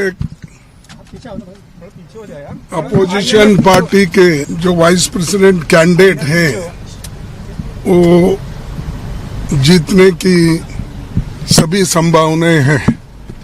इसीलिए सारे पार्टियां कोशिश कर रहे हैं कि लोकतंत्र में हम सभी लोग एक होकर सुदर्शन रेड्डी जी को जिताना, यही तो बी सुदर्शन रेड्डी को जिताना है, जीत उनकी सुनिश्चित है। अब कुछ तो आधार मल्लिकार्जुन खड़गे यूं ही तो कहेंगे नहीं कि उनकी जीत सुनिश्चित है अमलेंदु जी। हाँ बिल्कुल, जाहिर सी बात है कि अगर मल्लिकार्जुन खड़गे कहने की जीत सुनिश्चित है और बी सुदर्शन रेड्डी भी कह रहे हैं जीत सुनिश्चित है और अखिलेश यादव भी कह रहे हैं, सवाल पूछ रहे हैं कि आपको कैसे मालूम कि हमारे पास बहुमत नहीं है, हम ही जीतेंगे, तो ये साफ तौर पर समझा जा सकता है कि बहुमत का इंतजाम इंडिया गठबंधन ने शायद कर लिया है। बाकी किया है या नहीं किया है, हो पाया नहीं हो पाया, ये तो शाम को 6 बजे पता चलेगा। लेकिन जो कयास लगाए जा रहे हैं और जिस तरीके से बीजेपी के नेताओं के चेहरे पर परेशानी देखी जा रही है, आप देखिए समीर जी कि संसदीय कार्य मंत्री किरण रिजिजू जो हैं वो लगातार लॉबी में खड़े हुए हैं। क्या आपने इंडिया गठबंधन के किसी नेता को लगातार इस तरीके से खड़े हुए देखा? मल्लिकार्जुन खड़गे गए, वोट डाल के आ गए, सोनिया गांधी गई डाल के आ गई, प्रियंका गांधी गई डाल के आ गई, राहुल गांधी गए डाल के आ गए, लेकिन किरण रिजिजू जो हैं वो लगातार वहां डटे हुए हैं। तो समझा जा सकता है कि कितनी परेशानी भारतीय जनता पार्टी को आ रही है। जिस तरह से कार्यशाला में प्रधानमंत्री बिल्कुल पीछे की सीट में बैठे रहे, कोई ऐसा ना हो छिटक कर बाहर चला जाए। खैर, चुनाव है, एक एक वोट की कीमत है और एक एक वोट बहुत कुछ तय करने वाला है, तो जाहिर सी बात है कि इसमें ध्यान रहेगा और एक एक वोट कहीं इधर उधर ना होने पाए। इसीलिए उनको 1 दिन पहले 2 दिन पहले उनके लिए एक प्रशिक्षण कार्यक्रम भी चलाया गया कि कैसे वोट डालना है। तो ये सारी चीज़ें इसीलिए हो रही हैं और चूंकि इतना करीबी मामला है इंडिया गठबंधन और एनडीए गठबंधन दोनों के बीच में कि इसमें एक एक वोट की कीमत होती है और लोगों को पता है। एक वोट से बीजेपी को तो खास तौर पर पता है, केंद्र की सरकार एक वोट से वो गिर चुकी है उनकी, तो ये निश्चित तौर पर महत्वपूर्ण है। लेकिन बहुत करीबी मुकाबला है और निश्चित तौर पर ये जिस तरीके से उपराष्ट्रपति पद का चुनाव जिन वजहों से हो रहा है वो भी अपने आप में बहुत महत्वपूर्ण है। 1.5 महीने होने को हो चुके हैं और पूर्व उपराष्ट्रपति यानी जिनके इस्तीफे के बाद ये चुनाव हो रहे हैं उनका अब तक कोई अता पता नहीं है। हालांकि आज हम खबर पढ़ रहे थे कि उन्होंने केंद्र सरकार के पास एक एप्लीकेशन दिया है कि उनको सरकारी आवास दिया जाए उपराष्ट्रपति के तौर पर जो उनको मिलता है। चूंकि कोई आवास नहीं दिया गया और जो उपराष्ट्रपति के तौर पर मिला हुआ था वो भी खाली करा लिया गया, तो उनको फिर किसी अपने दोस्त के घर में जाना पड़ा चूंकि उनके पास दिल्ली में घर नहीं था। ऐसी खबरें आ रही हैं। तो अब उसकी वजह से उनके इस्तीफे के बाद ये चुनाव हो रहे हैं।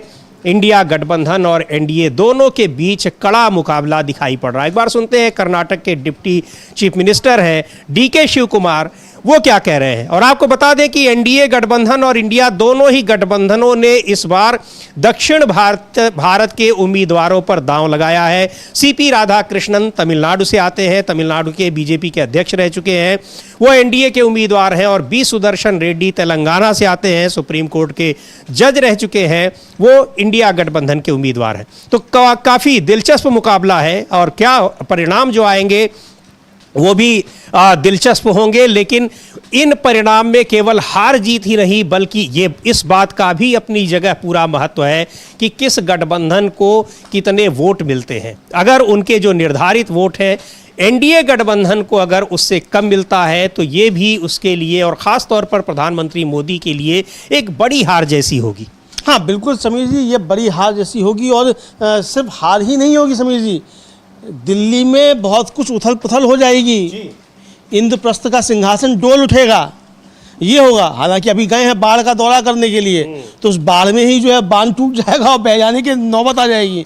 तो इसलिए प्रधानमंत्री काफ़ी ज़्यादा चिंतित दिखाई पड़ रहे थे और प्रधानमंत्री लगातार जो थे वो निगरानी भी अपने सांसदों की कर रहे थे और एनडीए की भी सांसदों की कर रहे थे। लेकिन अब सोशल मीडिया पे काफ़ी ज़्यादा चर्चाएँ चल रही हैं, हमने सुबह भी चर्चा की थी अब, लेकिन फिर इसकी चर्चा करते हैं कि इसकी हम पुष्टि नहीं करते। और चर्चा ये चल रही थी कि राहुल गांधी जब मलेशिया में थे तो उसी समय जनता दल यू टीडीपी के 8 सांसद यानी 16 सांसद मलेशिया में थे और वहां राहुल गांधी के साथ क्या बातचीत हुई है ये पता नहीं है अभी। तो इसको लेकर नरेंद्र मोदी काफ़ी ज़्यादा चिंतित नजर आ रहे हैं, भारतीय जनता पार्टी काफ़ी ज़्यादा चिंतित नजर आ रही है कि ये जेडीयू के और टीडीपी के 8 सांसद जो हैं ये कोई गड़बड़ ना कर दें। दूसरा, जिस तरीके से जेडीयू के सांसद गिरधारी यादव उन्होंने एसआईआर पर खुलकर जो था वो विरोध कर दिया था और फिर उनको शोकॉज नोटिस जारी किया गया। तो ये सारी चीज़ें बीजेपी के अंदर जो हो रही हैं इसको देखते हुए काफ़ी ज़्यादा परेशानी में नजर आ रही है बीजेपी इस उपराष्ट्रपति पद के चुनाव में। जी बिल्कुल, उपराष्ट्रपति पद के चुनाव में परेशान नजर आ रही है और यही सब घटनाक्रम है जिनकी वजह से इंडिया गठबंधन अपने उम्मीदवार की जीत का दावा कर रहा है। सुनते हैं क्या कह रहे हैं DK Shiv Kumar.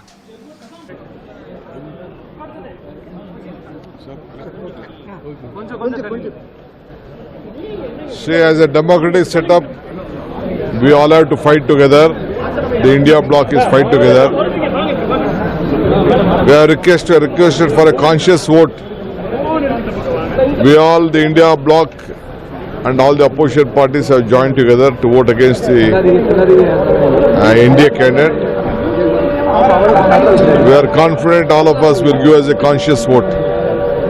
Supreme Court has said that Aadhaar card has to be added as a 13th document. Of course, Aadhaar card is a very big essential document for every Indian citizen. That has been decided by the UPA government, and that is a base for every citizen of this country. That is what the Congress party and the UPA has given to all citizens of this country. So is there any possibility of cross-voting in this vice president election? I can't comment on that. We are asking for a conscious vote. तो ये दिलचस्प मुकाबला है उपराष्ट्रपति पद के चुनाव में, और इतना दिलचस्प मुकाबला, हालांकि एक चीज़ और भी अमलेंदु जी की बिल्कुल पता होता है कौन सांसद किसको वोट देगा, तो बड़ा बोरिंग सा चुनाव होता है उपराष्ट्रपति का आमतौर पर देखा जाए। सिर्फ एक ही बार हुआ है जब रोचक मुकाबला रहा है, जब वीवी गिरी दूसरे प्रेफरेंस से यहाँ पर उनको जीते हुए थे। लेकिन ये जो इस बार का उपराष्ट्रपति पद का चुनाव है ये काफ़ी रोचक हो गया है और काफ़ी चर्चित भी हो गया है। चर्चा का कारण तो सबसे बड़ा कारण तो यही है कि जिन परिस्थितियों में जगदीप धनखड़ को इस्तीफा देना पड़ा, लेकिन चर्चा का कारण इसलिए भी है कि एनडीए को पहली बार ये समझ में आ रहा है कि वो अल्पमत की सरकार चला रही है और उसका सामना इंडिया गठबंधन की मजबूती से हो रहा है। बिल्कुल समीर जी, जो कहा जाए राजनीति में दाल आटे का भाव पता चलना, तो वो नरेंद्र मोदी को दाल आटे का भाव जो है अपने 23-24 साल के जो संसदीय जीवन है उसमें पहली बार नजर आ रहा है। जो गुजरात में भी मौज करी और 10 साल यहाँ मौज करी, अब 11वें साल में यहाँ आकर जो है मालूम पड़ रहा है कि दाल आटे का भाव, कि सरकार चलाना कितना मुश्किल होता है, सरकार कैसे चलाई जाती है, अब समझ में आ रहा है दाल आटे का भाव। चूँकि अभी तक तो मौज मारते रहे, मौज तो खैर अब भी कर रहे हैं, लेकिन अब वो मौज में खलल जो बीच में पड़ता जाता है, तो ये अब जाके समझ में आ रहा है कि किस तरीके से लोग संघर्ष किया करते हैं। क्योंकि नरेंद्र मोदी को बिना संघर्ष किए मिल गया सब कुछ, तो नरेंद्र मोदी क्या जाने कि राजनीति में संघर्ष क्या होता है। भाई नरेंद्र मोदी ने अगर संघर्ष किया होता, सड़कों पर लाठी खाई होती, संगठन बनाने के लिए काम किया होता, बार अविश्वास प्रस्ताव का सामना किया होता, सरकारें गिरी होती, सड़कों पे प्रदर्शन किए होते, तो नरेंद्र मोदी जानते कि राजनीति क्या होती है। तो वो तो जानते नहीं, राजा महाराजाओं की तरीके से हैं, भाग्य रेखा जो है उनकी वो लिखा के लाए, राज सिंहासन मिल गया, तो वो क्या जाने कि राजनीति क्या होती है। तो इसलिए उनको यही लगता है कि मुफ्त की चीज़ें हैं सब कुछ, और मुफ्त की चीज़ें मिल जाया करती हैं। लेकिन राजनीति में बहुत कठिन है, बहुत संघर्ष करना पड़ता है। अब नरेंद्र मोदी को ये बातें समझ में आने लग गई होंगी कि राजनीति कितनी कठिन चीज़ है, हर चीज़ आसानी से नहीं मिल जाया करती है। बिल्कुल, क्योंकि अब की बार जो तमाम बदलाव दिखाई पड़ रहे हैं, जो परिस्थितियां दिख रही हैं, वो परिस्थितियां उस स्तर तक ले जाती हुई दिखाई पड़ रही हैं कि इनमें प्रधानमंत्री की कुर्सी जा भी सकती है। इसलिए उनकी बेचैनी खास तौर पर देखी जा सकती है। और इस चुनाव में भी जो खबरें आ रही हैं कि इनका जीत हार ही नहीं बल्कि एनडीए को पड़ने वाले वोटों पर भी बहुत कुछ राजनीतिक समीकरण, आगे के राजनीतिक समीकरण निर्भर करते हैं। खैर, बहुत सारी चीजें हैं और लगातार जो इंडिया गठबंधन के घटक दलों के बहुत ही कॉन्फिडेंस वाले बयान आ रहे हैं, उनसे भी ये लग रहा है कि इसका मतलब कि काफी कुछ बदलाव देखने को मिल सकता है। परिणाम चाहे जो कुछ भी है हो, लेकिन संभावनाएं सारी बनी हुई हैं। इंडिया गठबंधन के घटक दलों को पूरा विश्वास है कि जीत उनके कैंडिडेट की हो रही है। एक बार सुनते हैं समाजवादी पार्टी के नेता अखिलेश यादव क्या कह रहे हैं और किस तरीके से उनको जीत का भरोसा है बी सुदर्शन रेड्डी की। आइडियोलॉजी की लड़ाई है, क्योंकि आपके पास तो नंबर्स है नहीं। आपको कैसे पता? अब आप आंकड़े देखिए। नहीं, आपको कैसे पता? अगर आप आंकड़े देखें ना। नहीं, आंकड़े तो ठीक है, लेकिन ये वोट तो अंतर आत्मा के उस पर पड़ता है। और दूसरा, पूरा देश ही जानता है कि भारतीय जनता पार्टी इस्तेमाली पार्टी है। पहले इस्तेमाल करो, फिर बर्बाद करो। पहले इस्तेमाल करो फिर बर्बाद करो। भाई हमारे वाइस प्रेसिडेंट जो खोए हुए हैं उनके साथ भी यही हुआ। सर अखिलेश जी, उनके पहले कई सहयोगी थे, उन्होंने आज बहिष्कार कर दिया, जैसे अकाली दल हो गया, बीजेडी हो गया, इसको लेकर क्या आप कहते हैं? अभी भी जीत का नंबर हम लोगों के पक्ष में ही आएगा।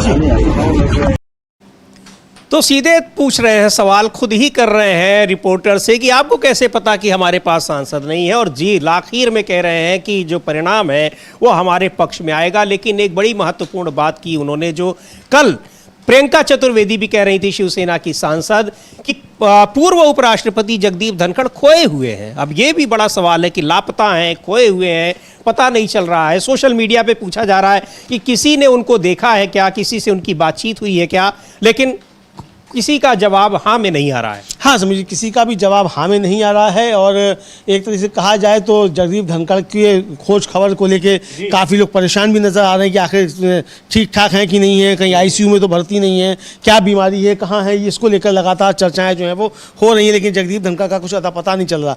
लेकिन अखिलेश यादव ने जिस तरीके से समीर जी अभी सवाल पे काउंटर क्वेश्चन किया, और उससे वो काउंटर क्वेश्चन बहुत कुछ कहता हुआ दिखाई पड़ता है। यानी ये आत्मविश्वास जो है ये बीजेपी के किसी भी नेता में दिखाई नहीं पड़ रहा है। जो आत्मविश्वास अखिलेश यादव दिखा रहे हैं, जो आत्मविश्वास खड़गे जी दिखा रहे हैं, या जो आत्मविश्वास जस्टिस बी सुदर्शन रेड्डी दिखा रहे हैं, तो ये आत्मविश्वास की कमी जो है ये साफ तौर पर भारतीय जनता पार्टी में देखी जा सकती है। और ये इससे भी दिखाई पड़ता है कि नरेंद्र मोदी वोट डालने आए और वोट डालकर तुरंत जो थे फिर चल दिए पंजाब और हिमाचल के लिए। हालांकि उनको उससे पहले जाना चाहिए था, अब तो बाढ़ का पानी उतार पर है, लेकिन जब बाढ़ थी वहां तब नरेंद्र मोदी वहां नहीं गए, क्योंकि उनको चुनाव में अपने वोटों की रखवाली करनी थी। तो पंजाब और हरियाणा की, हिमाचल की रखवाली से ज़्यादा उनको बेहतर लगा कि ये रखवाली की जाए, चूँकि इससे कुर्सी उनकी ही डगमगा सकती है, तो इसलिए उन्होंने इस पर ध्यान देना बेहतर समझा। अच्छा, ये चीज़ और भी है, जो डिनर पार्टी उन्होंने कैंसिल की थी 8 तारीख वाली, कल की ही थी उनकी, कल का डिनर का, उसको कैंसिल किया गया। उसके पीछे भी बताया गया, ये कहा, हालांकि आधिकारिक रूप से तो नहीं, लेकिन ये बातें आई कि पंजाब हिमाचल में जिस तरह से बाढ़ आई है उसकी वजह से ये डिनर पार्टी कैंसिल की जा रही है। जबकि जब डिनर पार्टी की घोषणा हुई थी उस समय बाढ़ के हालात पीक पर थे। बिल्कुल, उस समय बाढ़ के हालात काफ़ी ज़्यादा पीक पे थे और खूब खबरें चल रही थी कि बाढ़ किस तरीके से नुकसान पहुंचा रही है। और वहाँ राहुल गांधी ने अपील की कि भाई सरकार कुछ करे, सरकार जाकर वहाँ ध्यान दे, विशेष पैकेज दे। अभी तक कोई पैकेज की घोषणा नहीं की गई है समीर जी, ना हिमाचल के लिए, ना जम्मू कश्मीर के लिए और ना पंजाब के लिए। लेकिन प्रधानमंत्री अब जो है जनता का पैसा खर्च करने के लिए गए हुए हैं। तो अब ये देखा जा सकता है कि प्रधानमंत्री जो क्या करने के लिए गए हुए हैं, और प्रधानमंत्री के इन सवालों के जवाब जो हैं वो जो प्रधानमंत्री से पूछे जा रहे हैं वो प्रधानमंत्री किस तरीके से देते हैं, ये देखना होगा समीर जी। बिल्कुल, और आपको बता दें, ये आप विजुअल्स लगातार स्क्रीन पर जो देख रहे हैं साइड में, वो है उपराष्ट्रपति पद के लिए मतदान चल रहा है। और 10 बजे से ये मतदान शुरू हुआ है, शाम 5 बजे तक होना है। 6 बजे से काउंटिंग होगी और शाम तक, देर शाम तक परिणाम भी आ जाएंगे कि किसकी जीत हो रही है और किसकी हार हो रही, किसको कितने वोट मिल रहे हैं। लेकिन ये जो तस्वीर है इसकी काफ़ी चर्चा हो रही है, जिसमें नितिन गडकरी और मल्लिकार्जुन खड़गे एक साथ जा रहे हैं वोट डालने के लिए। क्या कुछ है इसके पीछे, वजह क्या है? वजह जो भी हो, कुछ हम नहीं कह सकते दावे के साथ, लेकिन इंडिया गठबंधन के जो घटक दलों के नेता हैं जो दावे कर रहे हैं अपनी जीत का, उन दावों के पीछे इस तरह के तमाम राजनीतिक घटनाक्रमों का, ये जो राजनीतिक घटनाक्रम है ये एक कारण हो सकते हैं। एक बार सुनते हैं रेणुका चौधरी, पूर्व केंद्रीय मंत्री हैं, वो क्या कह रही हैं उपराष्ट्रपति पद के चुनाव में।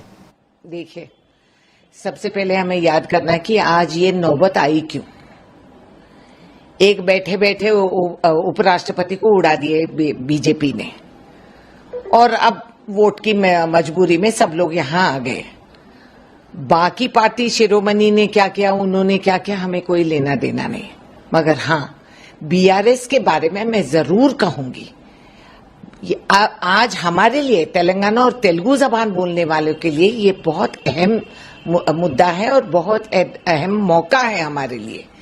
एक साउथ का आदमी जो महत्वपूर्ण निर्णय लिए थे एक सुप्रीम कोर्ट के जज होते हुए, जो तेलंगाना के लिए उन्होंने अपनी जिंदगी और जानबाजी पे लगा के लड़े हैं, और जो आदमी इस ऊंचाई तक पहुंच गए थे, वैसे आदमी को, तेलुगु आदमी जबान बोलने वालों को बीआरएस वोट नहीं देगी।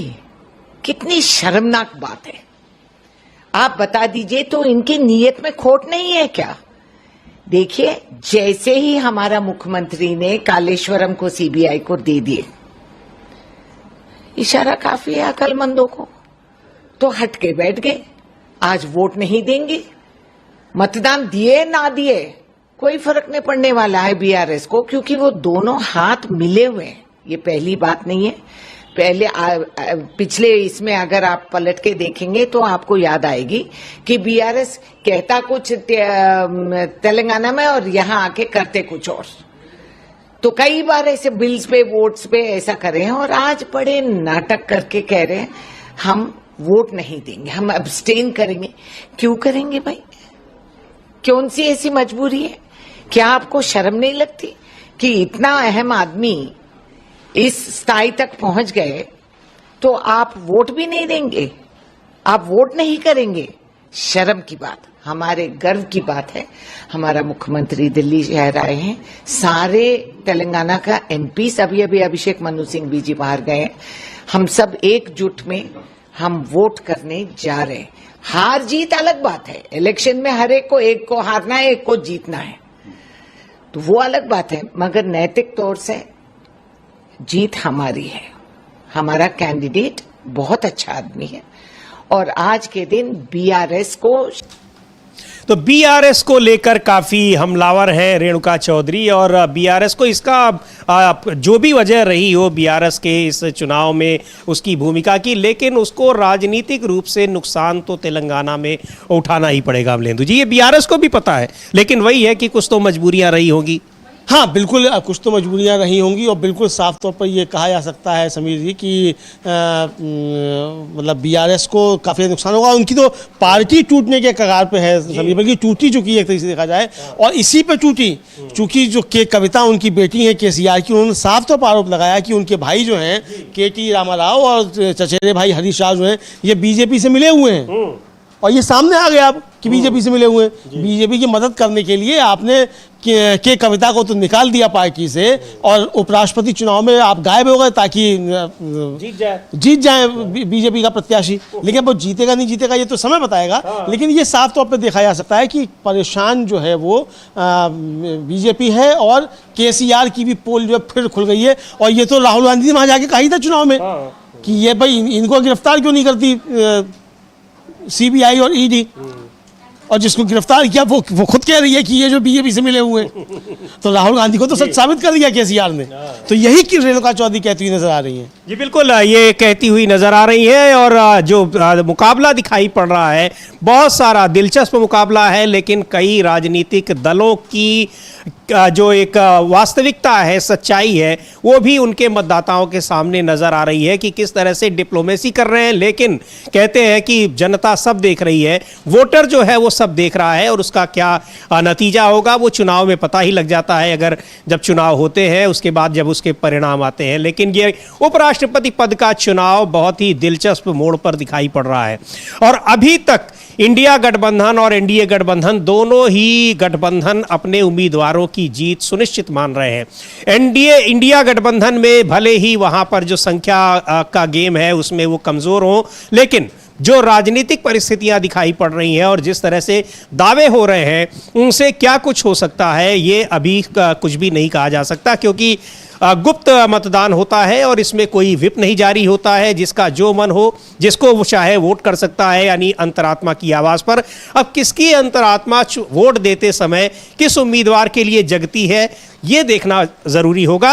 राजनीतिक पार्टियों का रुख क्या है ये भी कोई बहुत मायने इसमें नहीं रखता है। हाँ बिल्कुल, काफ़ी मायने नहीं रखता है, चूँकि जैसा कहा अखिलेश यादव ने कि ये तो अंतरात्मा की आवाज़ पर होता है। तो अंतरात्मा की आवाज़ जो है बहुत से लोगों की जाग सकती है। अंतरात्मा की आवाज़ जो है ये कब जाग जाए ये देखना होगा। लेकिन ये साफ तौर पर समझा जा सकता है कि ये अंतरात्मा काफ़ी कुछ महत्वपूर्ण जो है वो दिखाई पड़ती हो, यहाँ अंतरात्मा भी हो सकती है। लेकिन इसी के साथ साथ समीर जी, ये सवाल भी उठने लगे हैं कि भाई जब उपराष्ट्रपति पद का चुनाव जो है वो हो रहा है बैलेट पेपर से, तो ईवीएम से चुनाव लोकसभा का क्यों होता है, विधानसभा का क्यों होता है? रणदीप सिंह सुरजेवाला हैं, उन्होंने इसको लेकर, जो कांग्रेस के नेता हैं, उन्होंने इसको लेकर अपनी बात रखी है, उसको भी हम लोग सुन सकते हैं। जी बिल्कुल, उसको सुनते हैं। और बैलेट पेपर से चूंकि ये मतदान हो रहा है उपराष्ट्रपति पद के लिए, जिसमें लोकसभा और राज्यसभा के सभी सांसद वोट डालते हैं, और इसमें कोई व्हिप नहीं जारी होता है, यानी उम्मीदवार जो होते हैं वो इंडिपेंडेंट होते हैं। ये अलग बात है कि दोनों गठबंधनों ने अपने अपने उम्मीदवार खड़े किए हैं, लेकिन कोई ज़रूरी नहीं होता कि किस पार्टी के लोग कहाँ देंगे, अंतरात्मा की आवाज़ पर, यानी जिसको जब मन करता है उसको वोट दिया जाता है। तो ईवीएम से क्यों नहीं हो रहे हैं, यहाँ पर एक बार फिर अब ईवीएम का सवाल आ गया, और ये कहा लगातार वो चर्चा चलती ही है कि आखिर बैलेट पेपर से लोकसभा और विधानसभाओं के चुनाव क्यों नहीं होते हैं, जबकि और बहुत सारे चुनाव होते हैं, पंचायतों के चुनाव होते हैं, लेकिन यहाँ पर लोकसभा और विधानसभाओं में चुनाव ईवीएम से ही हो रहा है। वही सवाल उठा रहे हैं रणदीप सुरजेवाला, कांग्रेस के सांसद। सुनते हैं क्या कह रहे हैं। तो जो मतदान चल रहा है आगे, कितने आश्वस्त हैं आप लोग? हालांकि नंबर आप लोगों के पास नहीं है, फिर भी आप लोग किस तरीके का संघर्ष देख रहे हैं? सबसे पहले तो पूरा देश देख रहा है, भाजपा और प्रधानमंत्री ये बताएं कि अगर उपराष्ट्रपति पद का चुनाव बैलेट पेपर से हो सकता है तो देश के सांसदों और विधायकों का क्यों नहीं? अगर सरपंच का, जिला परिषद का चुनाव बैलेट पेपर से हो सकता है तो सांसदों और विधायकों का क्यों नहीं? एक तो मूल प्रश्न ये है। और जहां तक उपराष्ट्रपति चुनाव का प्रश्न है, कांग्रेस और समूचे विपक्ष के लिए ये संविधान की मर्यादाओं और परंपराओं की रक्षा की लड़ाई है।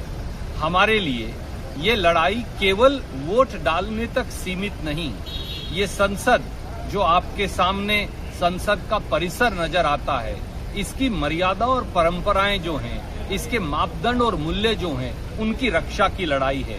और आखिर में आम जनमानस के लिए प्रजातंत्र की रक्षा की लड़ाई है। गरीब और वंचित और शोषितों के, नौजवानों और किसानों के, महिलाओं के, उनके अधिकारों की रक्षा की लड़ाई है। और ये लड़ाई कांग्रेस और समूचा विपक्ष सुदर्शन रेड्डी जी के नेतृत्व में लड़ रहा है, इसीलिए हम चुनावी मैदान में। तो क्यों नहीं होते हैं ईवीएम से चुनाव, और जब यहाँ पर भी बैलेट पेपर से लोकसभा और विधानसभा के भी चुनाव? खैर, एक बड़ा मुद्दा तो है ही ये, और इसको लेकर जिस तरीके से चुनावी प्रक्रिया पर चुनाव आयोग घिरा हुआ है, वो चर्चा हम लोग लगातार कर रहे हैं, सुनवाई भी हो रही है, आदेश भी चुनाव आयोग को सुप्रीम कोर्ट की ओर से बार बार दिए जा रहे हैं।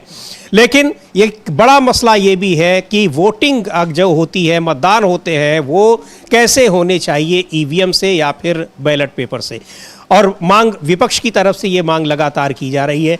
और अभी जिस तरीके से उपराष्ट्रपति पद के चुनाव हैं, एक बात और महत्वपूर्ण है अमलेंदु जी इसमें, कि शुरू से लेकर अब तक इंडिया गठबंधन की एकजुटता बहुत महत्वपूर्ण है। वो उसी तरीके से यहाँ दिखाई पड़ी जिस तरह से लोकसभा चुनाव के पहले दिखाई पड़ी थी और मेंटेन थी, वो अभी तक मेंटेन है। हाँ बिल्कुल समीर जी, बिल्कुल बीजेपी के लिए और ज्यादा परेशानी वाली बात है। बहुत ज़्यादा परेशानी वाली बात है ये बीजेपी के लिए, और बीजेपी इससे काफ़ी ज़्यादा परेशान दिखाई पड़ रही है, क्योंकि भरोसा उनको लग ये रहा था कि ये इंडिया गठबंधन में सेंधमारी कर लेंगे, कि राहुल गांधी को लीडर माना जा रहा है, इसको लेकर कर लेंगे, किसी और को लेकर कर लेंगे, लेकिन पूरा इंडिया गठबंधन एकजुट नजर आया। और इसमें बहुत बड़ी भूमिका समीर जी चुनाव आयोग की भी है।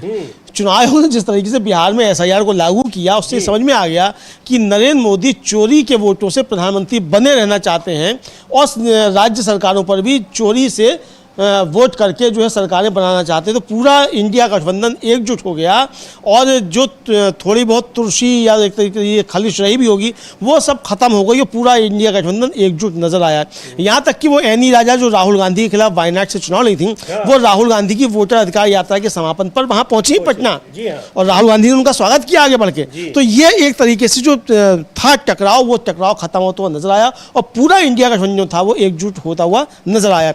ये भारतीय जनता पार्टी के लिए काफी ज्यादा परेशानी वाली बात है। अच्छा, जो गठबंधन में नहीं भी है पार्टियां, वो भी इस समय तमाम मुद्दों पर साथ दिखाई पड़ रही हैं, और उपराष्ट्रपति पद के चुनाव में भी हाँ बहुत सी पार्टियां दिखाई पड़ रही हैं, साथ में आ रही हैं।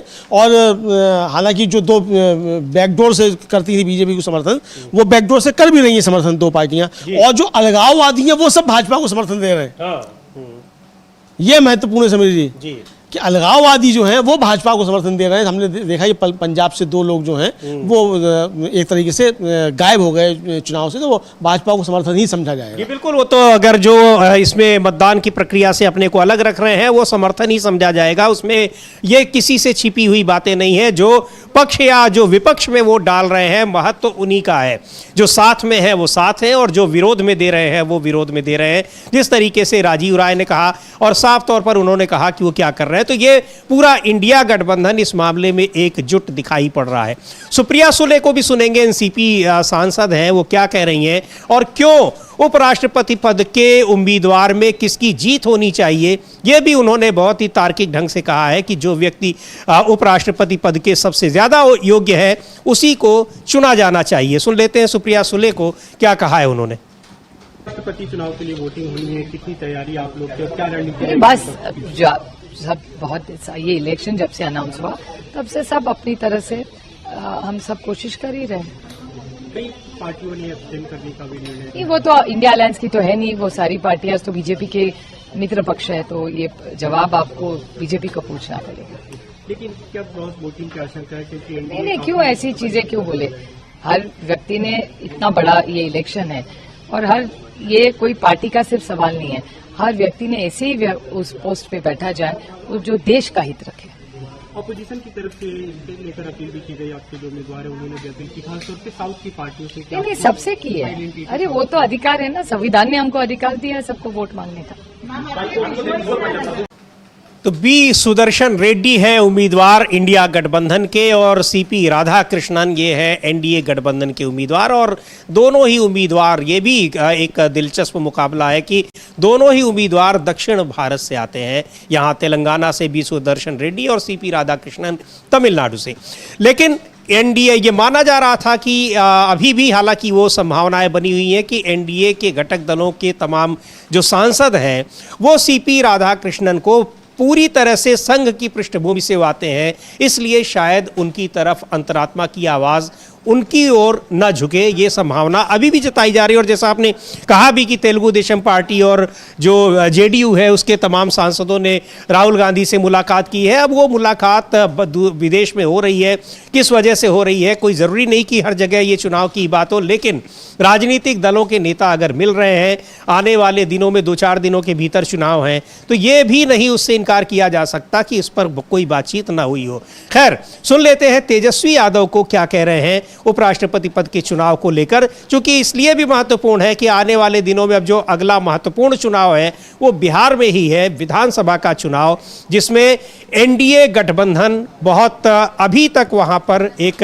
तरीके से देखा जाए तो वहां एक उथल पुथल सी मची हुई है। सीट शेयरिंग को लेकर मसला अभी तक हल नहीं हो पाया है और नीतीश कुमार उम्मीदवारों की घोषणा शुरू कर चुके हैं बिना किसी सीट शेयरिंग के समझौते के। सुनते हैं तेजस्वी यादव को क्या कह रहे हैं। चुनाव है, देखिए अब तो चुनाव है, चुनाव के बाद नतीजा आएगा जी। लेकिन हमारी पूरी पार्टी जो है सुदर्शन साहब को जो जस्टिस रहे हैं उनको हमारा पूरा समर्थन है। वो पटना भी आए थे और इन बातों को भी हम लोगों ने रखा था। और आप देखिएगा कि राष्ट्रीय जनता दल के हमारे कार्यकर्ता, बहादुर कार्यकर्ता माई बहन योजना का फॉर्म भर रहे हैं, युवा को नौकरी मिले, गारंटी मिले, युवा संवाद का फॉर्म भर रहे हैं। और ये सरकार के लोग प्रेस कॉन्फ्रेंस करके डरा रहे हैं, धमका रहे हैं। सारी पार्टियां करती हैं, हमारा दल भी कर रहा है। और हमारी पार्टी तो ऐसी है कि हम लोग जो कहते हैं वो करके दिखाया। 5 लाख नौकरियां दी।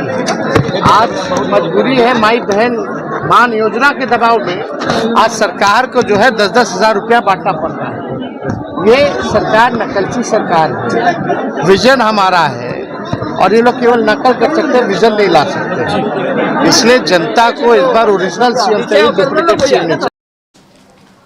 तो ये तेजस्वी यादव का तो पूरा इंडिया गठबंधन हम लोग लगातार चर्चा कर ही रहे हैं कि इस मुद्दे पर पूरी तरह से एकजुट है। लगातार गठबंधन के सभी नेताओं के ये बयान आ रहे हैं कि वो उनका